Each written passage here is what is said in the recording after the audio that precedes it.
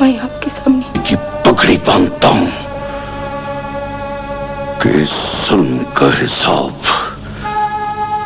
जरूर लिया जाएगा।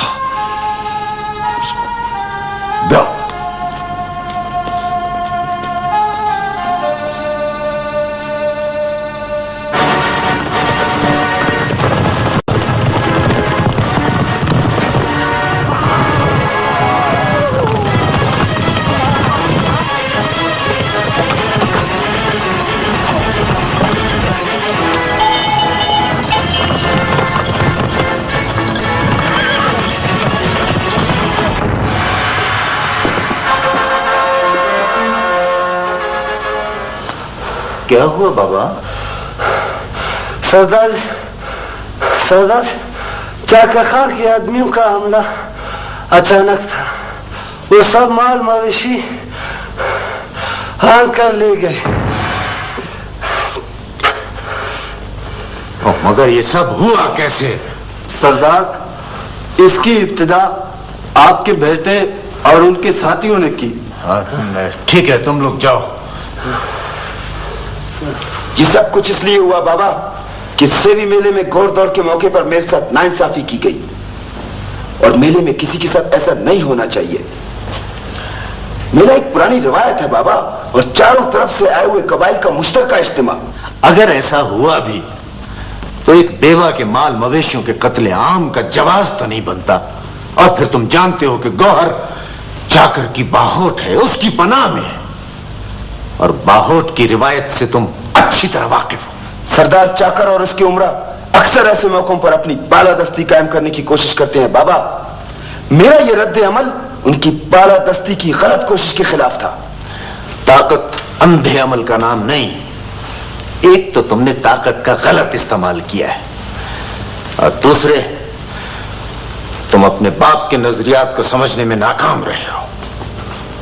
अव्वल तो तुम्हें गौहर के बारे में सोचने का कोई हक नहीं, और अगर तुम अपनी नासमझी की वजह से किसी ओछे नतीजे पर पहुंचे हो तो मेरी जिंदगी में मेरे जाती मामलात में दखल देने का तुम्हें कोई हक नहीं। बाबा, ये सब उनकी बालादस्ती कायम करने की कोशिश का नतीजा है। चाकर खान ने जो किया या करेगा, तुम्हारी इस हरकत के बाद उसे इसका हक बनता था। मैं उसकी जगह होता तो इससे भी ज्यादा कर गुजरता। अब तुम्हारी इस हरकत के बाद मेरे पास कोई चारा नहीं कि मैं उसके पास जाऊं। इंसानों से अपनी पहचान कराना तुम्हारा हक है, लेकिन खुद उनकी पहचान ना करना या उनके हक में मुदाखलत करना यह जहालत है।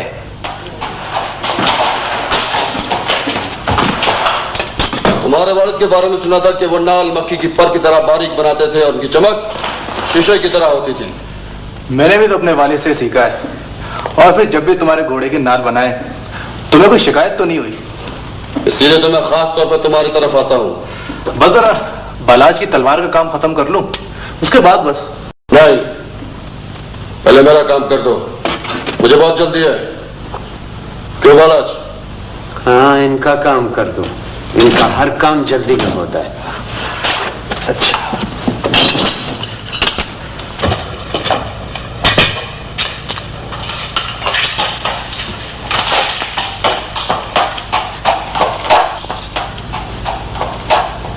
मेरी बात बुरी लगी क्या?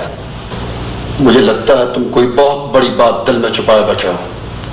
कह दो, बोझ हल्का हो जाएगा। मुझे ये सुन के इंतहाई दुख हुआ है कि तुमने भरे दीवान में चाकर को गोराम की मदद की बजाय उसे झुकाने और मुरीद इल्जाम ठहराने का मशवरा दिया, जिसकी उम्मीद तुम जैसे ज़हीन और बहादुर अमीर से नहीं की जा सकती थी। मैंने जो भी मशवरा दिया था मेरे ख्याल में दुरुस्त था, और फिर मीर कोहराम और आप लोग भी तो कुव्वत को रवायात पे तरजीह देते आ रहे हो। एक बात याद रखो, कुव्वत मशरूत नहीं होती। चारो होती है। चाकर एक कुव्वत का नाम है जिसे मुख्तलिफ कबाइल के इत्तेहाद ने सरदारी का एजाज बख्शा है।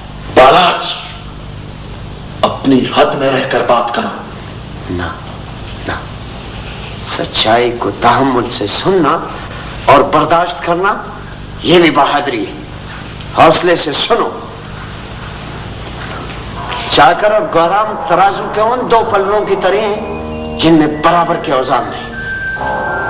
देखने वालों के लिए भारी पल्ले का तयन इसलिए मुश्किल है कि किसी एक का झुकाव मुस्तकिल नहीं।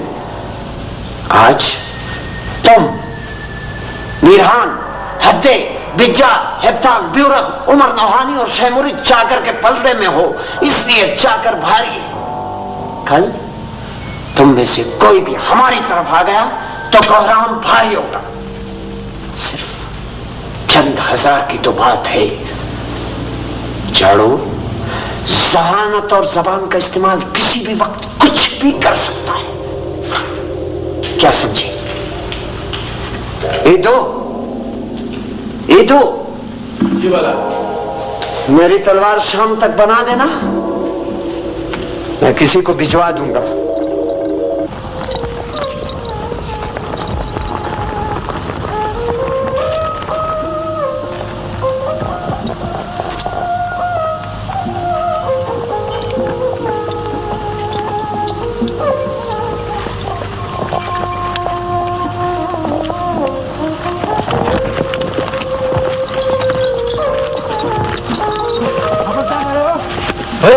क्या बात है? हमारा ऊंट तुम्हारे गले में आ गया है। खबरदार, ऊंट को गले से निकालने की कोशिश न करना। अब इतनी ज्यादती भी ना करो, ये चरवाहों का दस्तूर नहीं है। ये मीर हेप्तान का गला है। उसने मुझे सख्ती से मना किया है कि मेरे गले में जो भी ऊंट आ जाए उसे वापस नहीं करना। अगर ये मीर हेप्तान का गला है तो ये ऊंट सरदार चाकर खान का है। किसी का भी हो, मुझे मीर हेप्तान का हुक्म है। किस बात पर झगड़ रहे हो?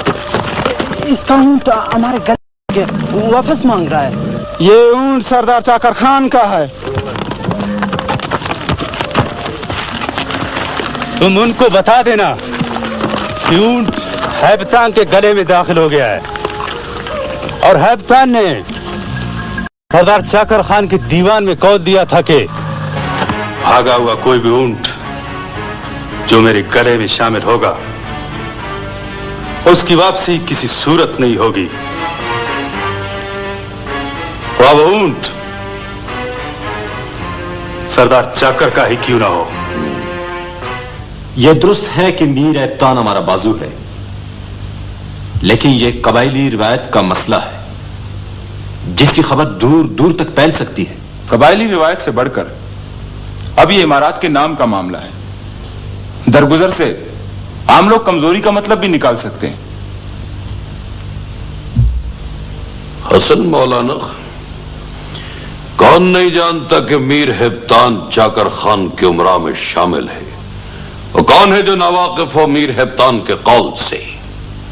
वो हमारा बागी नहीं, इस बात को भी हर शख्स अच्छी तरह से जानता है।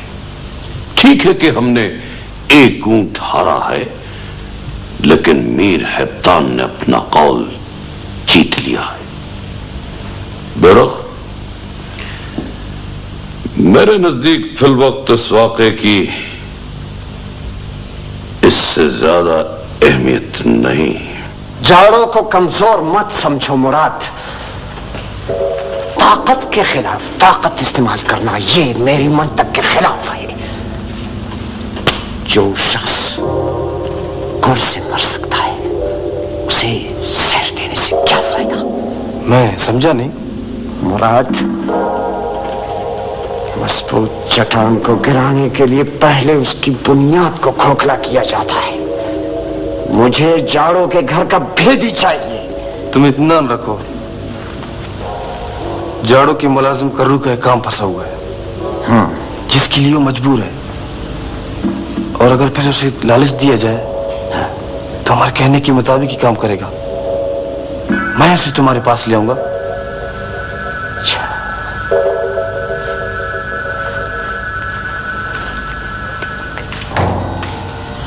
बहरहाल सरदार, मैं आपकी ये इज्जत अफजाई फरामोश नहीं कर सकता। इतने बड़े वाक़े का तखलिये में तस्फिया हो जाना खुशकिस्मती है। गौराम, मैंने सरदार शेख की सौंपी हुई जिम्मेदारियों का बोझ हमेशा हमेशा अपने कंधों पर महसूस किया है।